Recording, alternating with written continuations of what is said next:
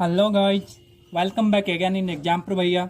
ये है आपका रेलवे लुसेंट लव और हानि का पार्ट 4। इससे पहले मैंने पार्ट 3, पार्ट 2 और पार्ट 1 अपलोड कर रखा है। यदि आपने नहीं देखा है तो आप उससे हमारे चैनल पर विजिट करके देख सकते हैं, या फिर इस स्क्रीन पर आपका दाहिने साइड सबसे ऊपर में एक आई बटन होगा, आप उस पर क्लिक करके आप हमारे प्लेलिस्ट में विजिट कर सकते हैं। चलिए, क्वेश्चन नंबर 31 आपके स्क्रीन पर होगा। आपसे एक रिक्वेस्ट है कि आप कॉपी पेन और बुक लेकर आप अपने सामने रखेंगे और बुक को हमारे साथ साथ पढ़ेंगे।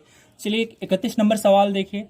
यदि एक रेडियो का एक सेट है जो कि 1120 रुपये में बेचा गया, तो बेचने से क्या होता है? 40% का लाभ होता है। कितने में बेच रहे हैं? 1120 रुपये में बेचते हैं तो 40% का लाभ होता है। क्या आपको ये पता है कि रेडियो कितने में खरीदा गया था? बिल्कुल नहीं।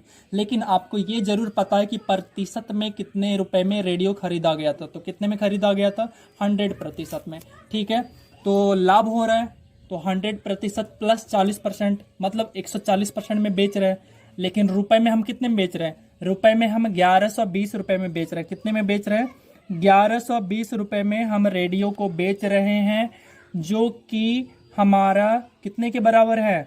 जो कि हमारा 140% के बराबर है। ठीक है, ये बात आपको यहाँ तक समझ में आया होगा। और आपसे अब ये कह रहा है कि उससे 60%, ये 60% का लाभ चाहिए, मतलब 100% भी चाहिए प्लस 60% भी चाहिए। तो 160% में बेचेगा, इसका मतलब यही है। ठीक है, ये बात मैंने कैसे लिखा आपको समझ में आया? बिल्कुल आ गया होगा। और यदि आपको नहीं आया है तो आपके लिए कमेंट बॉक्स खुला हुआ है, आप कमेंट कर सकते हैं। चलिए, इसको सोल्व जब करेंगे ये तो आपका आंसर आ जाना चाहिए। ठीक है, आप इसको जब सोल्व करेंगे तो आपका आ जाएगा 1280 आ जाएगा। कितना आ जाएगा? 1280 आ जाएगा टोटल आंसर। ठीक है, यानी 60% का लाभ चाहिए तो उसे 1280 रुपये में क्या करने होंगे? 1280 रुपये में उसे बेचने पड़ेंगे। चलते हैं हम सवाल नंबर 32 की ओर। ठीक है, सवाल नंबर 32 को आप पढ़िए ध्यान से मेरे साथ साथ और फिर आप उसे समझिए। देखिए, 32 नंबर क्या कह रहा है? किसी वस्तु को 48 रुपये में जब बेचते हैं तो 20% की हानि हो जाती है।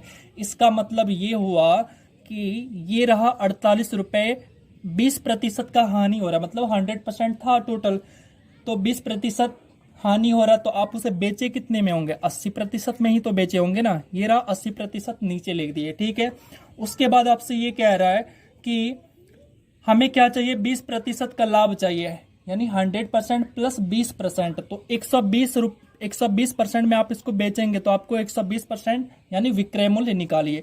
तो आप क्या करेंगे? ये 0 से 0 कट हो गया और फिर ये हो गया 6, मतलब हो गया टोटल आप 72 रुपये में बेचेंगे तो आपको क्या हो जाएगा? 20% का लाभ हो जाएगा।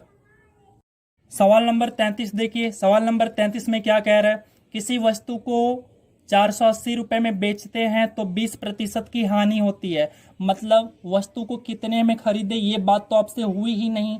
तो आप क्या मानेंगे कि वस्तु को हम 100% में खरीदे हैं, आप बेच कितने में रहे हैं? 20% की हानि हो रही है, मतलब आप उसे 80 में बेच दे रहे हैं, तभी तो हानि हो रहा है।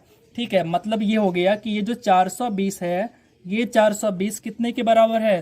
तो ये 420 आपका 80% के बराबर है। ठीक है, अब आपसे ये कह रहा है कि 20% का लाभ चाहिए, यानी 100% में खरीदे थे प्लस 20% और एक्स्ट्रा चाहिए। तो आप इसे कितने में बेचेंगे? आप इसे 120 में बेचेंगे। क्या करेंगे? आप इसे 120% में बेचेंगे। तो अब आपको क्या करना है? इसको सोल्व करना है, और इसको जब सोल्व करेंगे तो आपका कितना आ जाएगा? आपका आ जाएगा 720 रुपये आ जाएगा। मतलब 120% यानी 20% का लाभ के लिए उसे कितने में बेचने होंगे? 720 रुपये में बेचने होंगे। चलते हैं सवाल नंबर 34 की ओर। सवाल नंबर 34 है, एक वस्तु को 240 रुपये में बेचने से क्या होता है? एक व्यक्ति को 10% का हानि हो जाता है। मतलब वस्तु को 100% में खरीदा होगा और फिर 10% का लॉस हो गया। मतलब बेचा कितने में? वो 90% में बेचा, लेकिन रुपए में कितने में बेचा? तो रुपए में उसने 240 रुपये में बेचा, और यही 240% में कितने के बराबर? तो ये 90% के बराबर। ये बात आपको समझ में आ गया होगा। अब उसे क्या चाहिए? 20% का लाभ चाहिए, मतलब 100% भी चाहिए प्लस 20% चाहिए, यानी टोटल कितना चाहिए? 120% चाहिए। अब आप इसे क्या करेंगे? अब आप इसे सोल्व करेंगे और जब आप इसे सोल्व करेंगे तो आपका आंसर कितना आना चाहिए, 320 रुपये आना चाहिए। कितना आंसर आना चाहिए आपका, आना चाहिए 320 रुपये आना चाहिए। बात आपको बिल्कुल क्लियर हो गया होगा। चलते हैं हम सवाल नंबर 35 की ओर।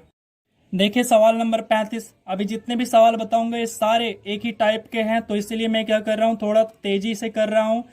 और इससे पहले मैंने एक सवाल को बिल्कुल आराम से समझाया, यदि आप नहीं समझे हैं तो पहला सवाल को देखिए, बिल्कुल आराम से समझाया। देखिए सवाल नंबर 35, एक व्यापारी 360 रुपए में एक घड़ी बेचने से क्या होता है, उसे 10% का हानि हो जाता है। मतलब घड़ी को कितने में खरीदा होगा, घड़ी को उसने 100% में खरीदा होगा, लेकिन बेच दे रहा है 90% में। लेकिन रुपए में कितने में बेच रहा है, रुपए में वो 360 रुपए में बेच रहा है, जबकि प्रतिशत में वो 90% में बेच रहा है। अब क्या कह रहा है कि उसे 5% का लाभ चाहिए, यानी कितने में बेचेगा, 105 में बेचेगा। 105 में क्यों बेचेगा, क्योंकि 100% में तो उसने घड़ी को खरीदा ही था, तो 5% का लाभ चाहिए, यानी 105% में बेचेगा। अब यहाँ पे आप इसे सोल्व करेंगे तो आपका क्या हो जाना चाहिए, आंसर आ जाना चाहिए। तो आंसर कितना आ जाएगा, ये 420 रुपए में जब बेचेगा तो उसे क्या हो जाएगा, 5% का लाभ हो जाएगा। अब चलते हैं सवाल नंबर 36 की ओर। सवाल नंबर 36 है, राम ने 15% की हानि पर एक बकरी को कितने में बेचा, 136 रुपए में बेचा। इसका मतलब 136 जो है ये प्रतिशत में कितने के बराबर, 85 के बराबर, तभी तो 15% का लॉस होगा। अब इसे 15% का क्या चाहिए, अब इसे 15% का लाभ चाहिए। तो आपसे ये कह रहा है कि बकरी को कितने में बेचेगा, तो बकरी को कितने में बेचेगा, तो ये 17 हो गया और ये 23 हो गया, और 17 से आप इसे कट कर लीजिए। 17 से क्या कर लीजिए, आप इसे कट कर लीजिए और आपका आंसर आ जाएगा 184। कितना आ जाएगा, 184 रुपए में इसे क्या करेगा, बेचेगा, तो उसे 15% का लाभ हो जाएगा। देखिए सवाल नंबर 37 क्या कह रहा है, एक जमीन को हम कितने में बेच रहे हैं, तो 18,700 में बेच रहे हैं। मतलब खरीदे कितने में होंगे, 100% में खरीदे होंगे, लेकिन बेच कितने में रहे हैं, परसेंट में से बेच रहे हैं हम 85% में। तो क्या हो जाता है, 15% की हानि हो रही है, इसका मतलब हमने 85% में बेचा था। तो यहाँ पे हम क्या लिखेंगे, यहाँ पे लिखेंगे हमारा जो 18,700 रुपये है ये कितने परसेंट के बराबर, तो ये 85% के बराबर। हमें अब क्या चाहिए, अब ये कह रहा है इसे कितना में बेचा जाए कि उसे 15% का लाभ हो जाए। मतलब 100% चाहिए प्लस 15% इसे क्या चाहिए, 15% इसे एक्स्ट्रा चाहिए। तो ये इसे कितने में बेचेगा, तो ये इसे क्या करेगा, आप इसको पहले सॉल्व करिए, और जब आप इसे सॉल्व करेंगे तो आपको आ जाएगा 25,300 रुपये में। जब ये इसको क्या करेगा, बेचेगा, तो इसे क्या हो जाएगा, लाभ हो जा, ये बेचेगा तो इसे 15% का लाभ हो जाएगा। ठीक है, आपका आंसर हो गया 25,300। चलते हैं सवाल नंबर 38 की ओर। सवाल नंबर 38 में क्या दे रखा है, 570 रुपए में एक सूटकेस बेचने पर एक व्यक्ति को 5% की हानि होती है। इसका मतलब ये हो गया कि ये जो 570 है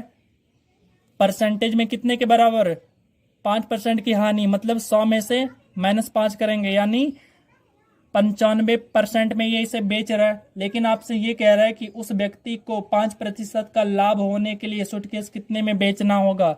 तो 100% में तो व्यक्ति ने सूटकेस खरीदा ही था, तो 5% का लाभ चाहिए, मतलब 105 में बेचेगा। तो ये रहा 105। अब आप इसे सोल्व करेंगे तो 19 से ये क्या हो जाएगा, 19 से चलिए 5 से कट करेंगे 19 वार में, और 5 से कट करेंगे इस पूरे को तो ये 21 वार में। 5 से ये फिर 19 से पूरा का पूरा 30 हो गया, और आप इसे सॉल्व करेंगे तो आपका हो जाएगा 630 रुपए में उसे बेचना पड़ेगा। तो उसे क्या होगा, 5% का लाभ होगा। चलते हैं अगले सवाल की ओर। देखिए सवाल नंबर 39 आपसे क्या कह रहा है, कोई वस्तु 15% लाभ के बदले यदि 20% हानि पर बेची जाए तो 770 रुपये कम प्राप्त होता है। तो बताएं कि दुकानदार ने उस वस्तु को कितने में खरीदा था। आपसे ये कह रहा है कि कोई वस्तु है, ठीक है, मान लेते हैं वो कितने में खरीदा था, 100% में वो उस वस्तु को खरीदा था। ठीक है, आप इसे समझेंगे थोड़ा सा। फिर कह रहा है ये इसे 15% लाभ के बदले क्या करे, 20% हानि पर बेच दे। मतलब इसे कितने में बेचेगा, बेचेगा ये इसे 80% में। ठीक है, कितने के बदले, 15% लाभ के बदले। लाभ मतलब 15%, इससे ज्यादा यानी 115 में। ठीक है, इसके बदले में ये इसे कितने में बेच रहा है, 80% में बेच दे रहा है। तो इसे क्या हो रहा है, ये कह रहा है कि 700 कितना है, तो ये कह रहा है आपसे कि 770 रुपए कम प्राप्त होता है। आप यहाँ पे देखिए हम बेच कितने में रहे, 80% में, लेकिन लाभ पे यदि बेचते तो कितना में बेचते, 115 में। ये कितना कम में बेचा, तो 115। तो इन दोनों का गैप यानी माइनस कर लीजिए, तो माइनस करेंगे तो 20 और प्लस में 15 है, यानी 35% का कमी आ रहा है। कितना का कमी आ रहा है, 35% का कमी आ रहा है। लेकिन रुपए में कितने का कमी बता रहा है, ये रुपए में बता रहा है 770 रुपए का कमी आ रहा है। कितने का, 770 रुपए का कमी आ रहा है। ठीक है, अब आपसे सवाल में ये कह रहा है कि दुकानदार ने उस वस्तु को कितने में खरीदा था, तो आप यहाँ देख रहे हैं कि वस्तु को कितने में खरीदा था, 100% में। तो आप यहाँ से क्या करेंगे, 100% निकालेंगे। ठीक है, तो 100% निकालने के लिए हम क्या करेंगे, 770 बटा में करेंगे 35 और गुना में करेंगे 100%। ठीक है, ये रहा 100%। अब इसे सोल्व करिए, तो सोल्व करेंगे तो 7 से ये 5 बार में, 7 से ये पूरा का पूरा 110 और फिर ये 20 बार में। ठीक है, 11 दूनी 22, 22 पे क्या कर लीजिए, डबल जीरो को चिपका दीजिए। तो कितने में बेचना पड़ेगा इसे बेचना पड़ेगा, मतलब कितने में खरीदा था, इसने इसे खरीदा था 2200 रुपए में। इसे क्या किया था, उसने परचेज किया था, मतलब 2200 रुपए में उसने क्या किया था, खरीदा था। चलते हैं हम सवाल नंबर 40 की ओर। और सवाल नंबर 40 है, एक वस्तु को 960 रुपए की अपेक्षा 1200 रुपए में बेचने से क्या हो जाता है, 30% अधिक का लाभ होता है। तो वस्तु का क्रय मूल्य क्या है, सेम है, बस इसमें थोड़ा सा क्या है, इसमें रुपए में दे रखा है। यहाँ पे क्या कह रहा है, 960 रुपए। ये क्या है, 960 रुपए के बजाय हम क्या कर रहे हैं, उसे हम 12, एक बार फिर से पढ़िए, एक वस्तु को 960 रुपए की अपेक्षा 1200 रुपए में बेचने पर, कितने में बेचने पर, 1200 रुपए में बेचने पर 30% अधिक लाभ होता है। यहाँ पे देखिए 960, 40 जोड़ेंगे तो 1000 यानी 240 रुपए। 240 रुपए क्या हो रहा है हमें, यहाँ पे इससे 240 रुपए अधिक प्राप्त हो रहा है। यदि हम 1200 रुपए में बेच देते हैं तो 960 रुपए के तुलना में हमें 240 रुपए अधिक मिल रहा है। लेकिन परसेंटेज में आपसे कितना अधिक बोल रहा है, परसेंटेज में आपसे 30% अधिक बोल रहा है। तो इसका मतलब हो गया 240 आपका 30% के बराबर है। आपसे ये कह रहा है कि वस्तु का क्रय मूल्य क्या है। तो आपको मैंने हमेशा बताया कि वस्तु का क्रय मूल्य हमेशा हम कितना मानते हैं, हम हमेशा 100% मानते हैं। मतलब हम इसको क्या करेंगे, 100% से मल्टीप्लाई कर लेंगे। 0 से 0 कैंसिल हो गया और फिर ये हो गया आपका 8 और हमारा पूरा का पूरा क्रय मूल्य मतलब आंसर जो हो गया सीपी, ये कितना हो गया, 800 रुपये हो गया। कितना हो गया हमारा, ये हमारा यहाँ पे आंसर हो जाता है 800 रुपये। आपको बात समझ में आया। और ये था हमारा वीडियो का लास्ट क्वेश्चन। और यदि आपको ये बात समझ में आया हो, आपको पूरा क्लास अच्छा लगा हो, तो आप क्या करेंगे, हम कमेंट करके बताएंगे और फिर आप लाइक करिए, शेयर करिए एंड सपोर्ट करिए। Thank you for watching. और हाँ, यदि आपको टेलीग्राम से जुड़ना है या फिर इंस्टाग्राम से जुड़ना है तो डिस्क्रिप्शन में लिंक दिया हुआ है, आप वहां से हमसे जुड़ सकते हैं।